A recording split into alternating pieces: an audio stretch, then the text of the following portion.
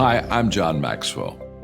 When the top companies in the world are looking for trainers, speakers, and coaches, there's one name that stands above the rest, and that's Maxwell Leadership. Our certified team members have gotten proven results for companies all over the globe, and our reputation, I'm proud to say, is second to none. Some of our members have risen to the top of their profession, including the one you're going to meet today.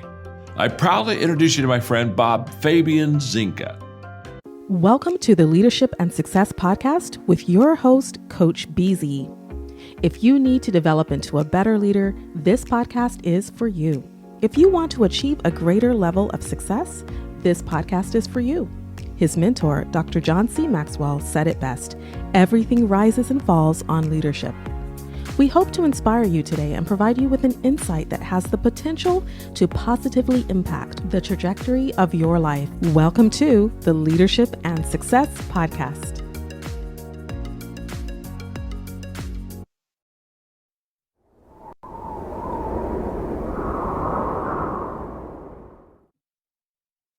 Imagine gaining the leadership skills that could redefine your career. Join Coach BZ on the Leadership and Success Podcast, where each episode delivers practical insights from world-class speakers, military leaders, and industry experts. We dive deep into what matters most: building resilient teams, leading through uncertainty, and navigating complexity with clarity and confidence. Every conversation is crafted for aspiring leaders like you who are ready to grow, lead, and make a lasting impact. Don't miss our powerful live sessions and recent highlights. Michelle Hayward on building diverse, high-performing technical teams. Ann Leslie on leading through global complexity and cybersecurity risk. Ron Carpenter AI exploring faith, resilience, and AI-powered leadership. Colonel Michelle G.I. Gardner-Ince on commanding influence from the battlefield to the boardroom. Chris Robinson on shifting from drift to drive in life and leadership. And Coach Enrique Acosta Gonzalez on mentorship, legacy, and heart-centered leadership. Ready to level up your leadership journey? Tune in on Spotify, Apple, Audible Podcasts, YouTube Live, and LinkedIn Live. Join the movement toward leadership excellence. Listen now and start transforming your success. I went out to Afghanistan and, you hear a gunshot wound to the head and you think that person's DOA. When they came into our hospital, there was a 98% success rate.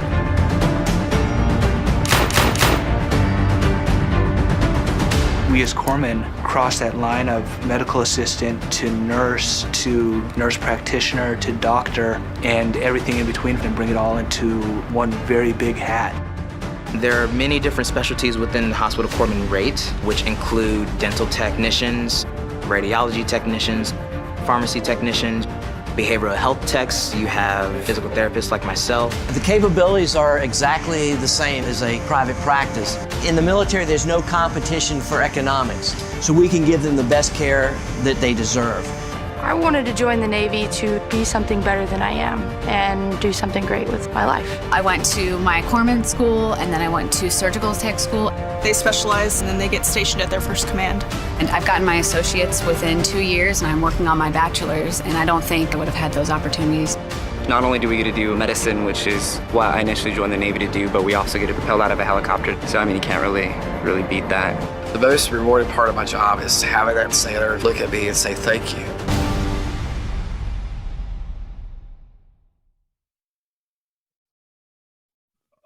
Anything at all? Oh, well, as far as leadership is concerned, I do like the philosophy of Jocko Willink, extreme ownership of what you're trying to do. Too many times in leadership, you want to tell people what to do, but you're not leading from the front. You're probably just barking orders, and I think that's very pivotal. I think your work ethic and your discipline. He says discipline is freedom. I think I got a quote from John Crow a long time ago that said, commitment to continuity develops emotional stability and mental toughness. And he was an engineer. And I really looked up to him. He gave us a lot of good wisdom. Another point of wisdom, as Bill Britt said, there are no great people in the world, just great decision makers. and you can decide to be great. And thirdly, when I was at Prairie View A&M, I was in the theater arts class, and Maya Angelou visited. She told our class, live life with the concentration of somebody that's going to be executed in the morning. And those are words of wisdom that I gained from others that I think I would like to share as far as leadership's concerned. You have to have discipline, you have to have focus, and you have to lead from the front. Yes. Okay, that is wonderful. We are going to get more into this for the second portion of the podcast, because I think those lessons are enduring, they are universal, and they can be applied anywhere. So the first segment for this portion, I'm going to be asking about what is the greatest lesson you have learned so far?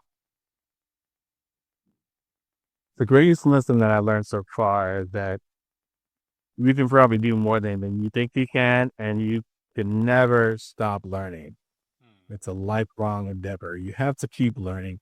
And technology kind of teaches you that, because you get a new version, an iteration. You understand that. We had to get certified and all these things. Every 3 months, you got to get a new technology. But I've learned that, as smart as you get, you're still down in a lot of areas. So you got to continuously. Especially if you have emotional issues, for those of us who have high security clearances, back in the day, they would get rid of you for going to speak to a psychiatrist or having some emotional troubles that you are working through. So instead of anything you hear, it's like shame, taboo, and they want to kick you out. So therefore, you keep your mouth shut and you don't say anything. So you suffer in silence. And that's not good. And then you also mentioned, being a man, I'm a man, I'm strong, and all of that, Rambo or whatever. So you get hurt, you don't want to go see it, but back to you just keep it yourself. That's really silly, because there's a lot of program, a lot of benefit for you. So really my advice is for people in the military right now to really be true to themselves and to seek help when needed. What would you add to that? I would say that pride goes before destruction. And sometimes in the military, we're too prideful. Pride will humble you. And also ego. Ego is evil going on. So you have to be able to manage that and understand that your life is more important than this pride that you have. Because you're blinded by that pride. And there might be some underlying issues that are life-threatening that you need to address. And so don't be afraid to go get seen by the medical professional. It's important, whether it's physical or mental. You need that help. I think most people need to understand that they need help. Now, one of the things in leadership too is you don't know something, ask a question. You don't ask, you don't get. And I'm not afraid to ask anybody anything. And if it's going to help me, I'm going to ask for help. Now, it sounds counterintuitive to be a tough leader. I will tell you, when you're in the middle of a panic attack and you're used to commanding 80 men in a room, and then you lose all your faculty in the middle of a panic attack, you're not in leadership of anybody at that time. So you're going to have to rein in your sympathetic nervous system fast. And no amount of box breathing the Navy SEALs teacher is going to help you at that point. You're going to have to do some corrective measures, and you're going to need help doing it. You're going to need the tools and the mental tools to do it. So that is powerful. Lead up with humility.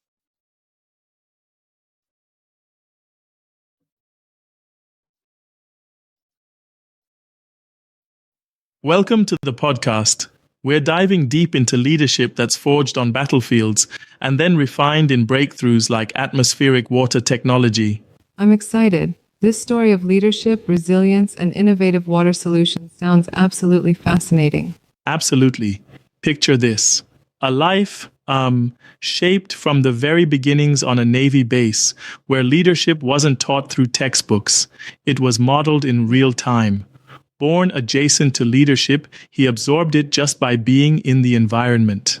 That's powerful. So he essentially learned leadership by just living it, right? And then he took that mindset straight into high-pressure situations like Operation Desert Storm. Exactly. In Desert Storm, he wasn't just following orders as a Navy medical lab technician. He reimagined the workflow, created innovative cheat sheets using early Unix-based systems, boosting productivity, earning him Blue Jacket of the Quarter. His initiative truly set him apart. Incredible. That drive to innovate under pressure is exactly what you need on the front lines. And it clearly translated into his later business roles, doesn't it? Definitely. It's like his battlefield experiences weren't confined to military operations, but became a blueprint for mission clarity and, effective leadership in civilian tech. Right. So then he makes the jump into this realm of sustainable innovation, leading business development at Sky H2O, the company making water from air. That seems almost like magic, yet so scientific. Absolutely. And it's a fantastic example of turning personal hardship and the intensity of battle into groundbreaking solutions for water scarcity. He's basically taking lessons from the trenches, where real leadership happens, and applying them to solving global water challenges. And water, as we all know, is life. But here it's more than that. It's about scalable, sustainable infrastructure. It connects directly with today's ESG challenges. Exactly. Sky H2O's atmospheric water generation, or AWG, uses advanced systems to pull potable water from the very air around us. It's not just selling machines, it's about developing full-scale projects to future-proof cities and industries. So leadership here isn't just about commanding people, it's about realizing that leadership starts with addressing the real fundamental needs of communities. Right on. Remember his core insight. You don't lead by barking orders, you lead by getting in the trenches. That's leadership with your hands, your heart, and your brain all engaged. Mm-hmm. That resonates deeply. Getting in there, understanding challenges firsthand, not from an office, but out on the ground. And it's not just about the action, it's his journey of continuous learning. Books like Think and Grow Rich and How to Win Friends and Influence People fueled his mindset. It's like, he's always sharpening his tools. Right. I love that. And he even talks about the power of self-talk, how the inner dialogue can reprogram your mind for success. Absolutely. It's like he believes that you set the stage in your head before you lead others. What to say? When you talk to yourself, isn't just a book title. It's a mantra for building resilience and mental toughness. I'm curious, though, how do you see the military's strict standards and SOPs translating to the more fluid environment of tech and business? Good question. Sure, military life is intensely structured, but that very structure taught him adaptability. When the civilian world lacks defined SOPs, he's created his own, which is a huge asset. It's like, you have to set the rules when no one else will. That makes a lot of sense. Yet, I must respectfully challenge one element here. Sometimes, the rigid discipline of the military might seem, well, not completely flexible enough for tech's rapid evolution. I get that perspective. However, his approach marries military discipline with a continuous learning mindset and emotional intelligence. It proves that when you blend those elements, you get a dynamic leader adaptable to any environment. Yeah. So it's a sort of hybrid leadership, combining the toughness of battle with the agility of modern innovation. Exactly.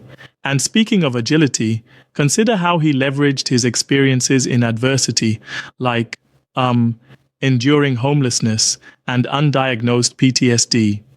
He transformed those painful moments into a mission of self-improvement and sustainable innovation. Right. That really illustrates that failure is not the end, but the precursor to success. Falling down is part of the journey, and then you rise again with a new plan. Yes, he makes it clear. Failure isn't something you fear, it's something you learn from. Every knockdown taught him how to build resilience, and ultimately, how to lead with even more passion. Absolutely. And his story about creating his own SOP when none existed, that's such a practical takeaway for veterans transitioning into tech, or even for leaders in any industry. Right. It's like a blueprint for independence in any career. When you don't have a manual, you write your own instructions on how to excel. Mm-hmm. I also find the connection he makes between clean water and leadership compelling. You can't eat AI, he said, reminding us that basic human needs always come first. That's a standout point. It ties neatly into his work at Sky H2O. Providing sustainable water isn't just about technology, it's about ensuring the very essence of life continues. And that, in turn, addresses major environmental, social, and governance issues today. Sustainable water is a cornerstone for healthy communities and, like you said, mission critical beyond green technology. Exactly. In fact, his vision is not limited to just selling a product. It's about transforming global water infrastructure, making a robust support system for industries ranging from data centers to coastal communities. Right. And let's not forget his core leadership lesson, caring for the team. If someone's falling behind, you run back and help them up. That's as applicable in a boardroom as it is on deck. Yes, leading from the front means being present and serving others, rather than just issuing orders from afar. It's about humility, service, and extreme ownership. Definitely. That extreme ownership also pushes each leader to take responsibility for everything in their realm, regardless of rank. That's a lesson that anyone, whether in the military or business, should carry with them. Exactly so. It's about continual self-investment, keeping your mind sharp with books, audiobooks, and even self-talk routines. His relentless appetite for learning is a model for all leaders. Right, it reminds me that true leadership is a lifelong journey. You stay hungry for knowledge, adapt to the new tech and challenges, and never settle. And on that note, his work with Sky H2O is more than a business venture. It's a mission to solve a global crisis. Providing scalable water solutions using atmospheric water generation changes the game for communities facing water scarcity and toxicity challenges. Yeah, this blend of resilience, innovation, and genuine care for people is exactly the kind of leadership we need in the 21st century. Absolutely. Every element, from the grit learned in Desert Storm to crafting personal SOPs to transforming pain into progress, all these pieces build a legacy of leadership that's universal. Right. So if one key takeaway were to resonate with our listeners, what would you say it is? I'd say leadership isn't about the rank you hold. It's about the value you create, the passion you invest in your mission, and the energy you give back to your community. Own your journey, learn continuously, and lead from the front. Absolutely. That's an inspiring call to action. With every challenge, remember to reframe failure as a stepping stone and never lose sight of what truly matters. Right.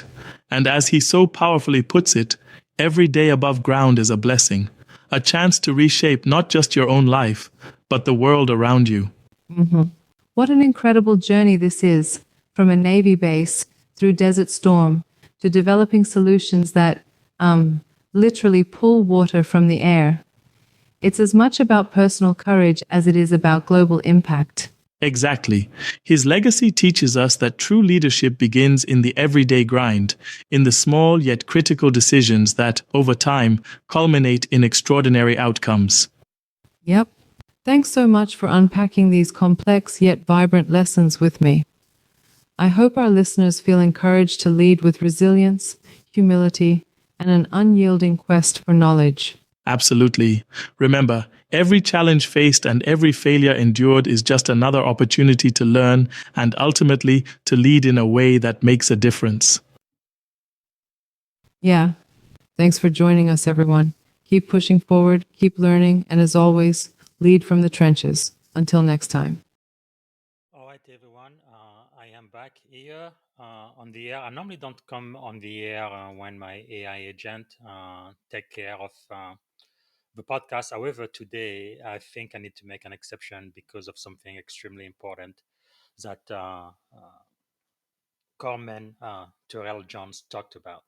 So I really believe if you are in the military, if you are in a service, especially for men out there, if you have mental health issues, you need to ask for help.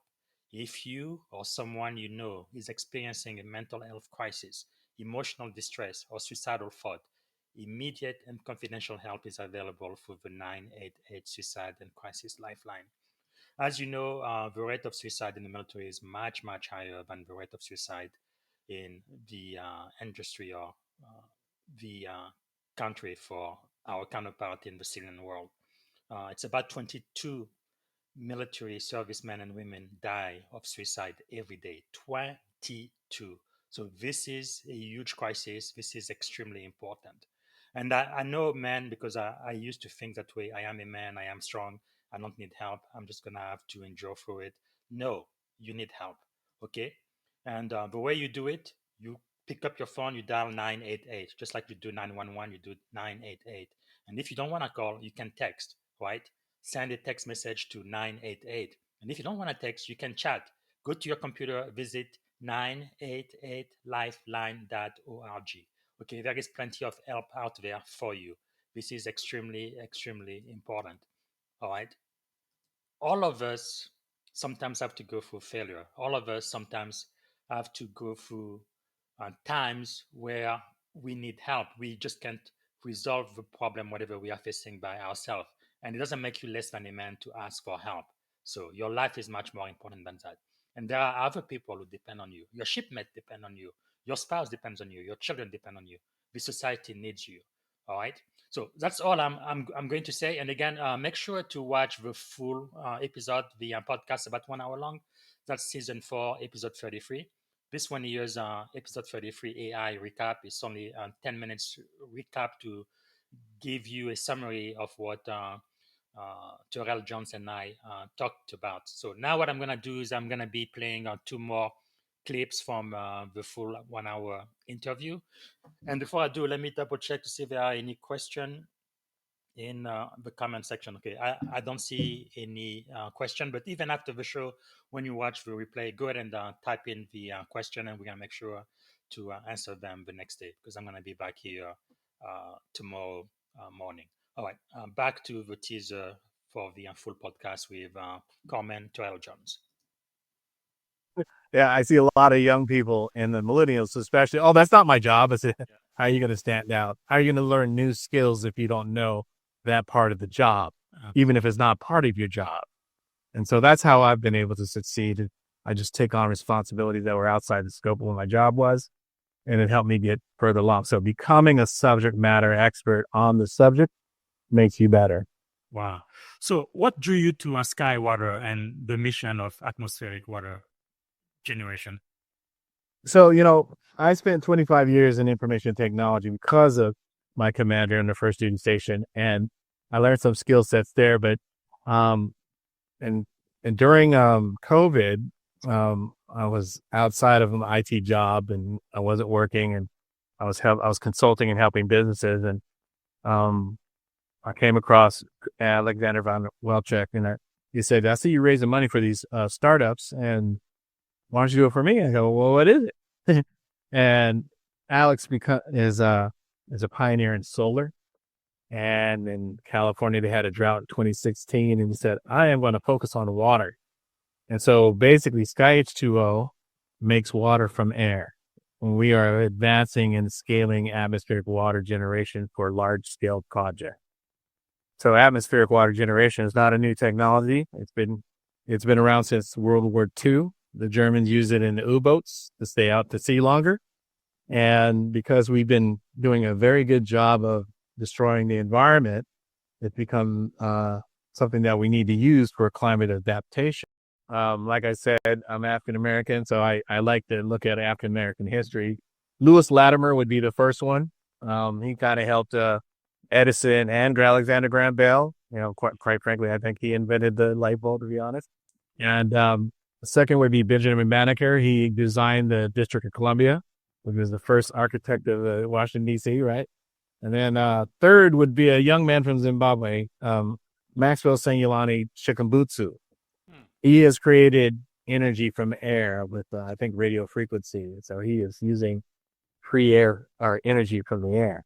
That's amazing. Wow. He's a young guy, too. Yeah. Wow. Okay. Fifth segment. We are running out of time.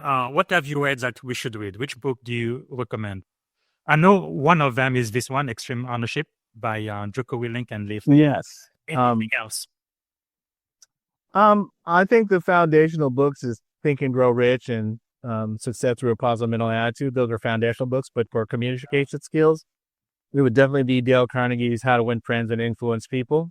We have to continually learn how to speak with each other. And it's a book that you have to keep going back every decade to look at, to refresh your memory.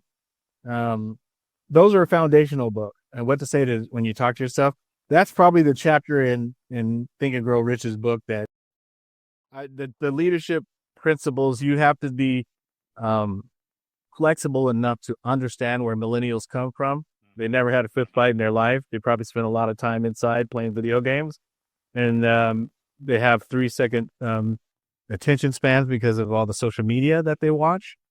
So they haven't had the strict discipline that we may have had. They have they have all these things that occupy their brain power. And so you have to realize where they're coming from and accept people where they're at and try to figure out how to make that work. Wow. That is very, very insightful, because I do believe that leadership is the most critical skill of the 21st century. All of the changes you mentioned, the technology, now we have AI, quantum computing, and all of that, and so many changes. People are certain about their job. AI and robots are going to take over the world and all of that. But one thing that remains constant, I think, is leadership, and people really need to learn those skills. And that's part of the reason why I've been hosting this podcast for 4 years now. So let's go back to your Navy time. So you served during Operation Desert Storm and Shield. How did that high pressure environment shape your approach to resilience, adaptability, and strategic thinking today? Thank you for listening to the Leadership and Success Podcast with your host, Coach BZ. If you like what you heard, please subscribe to our channels and come back for more wisdom nuggets on how you may develop into a better leader and achieve greater levels of success. Leadership is the most critical skill. The world will always need leaders to lead others, deploy the next disruptive technology, or execute a business strategy. You may as well decide on counting yourself among the 21st century leaders. See you right here next time on the Leadership and Success Podcast with Coach BZ.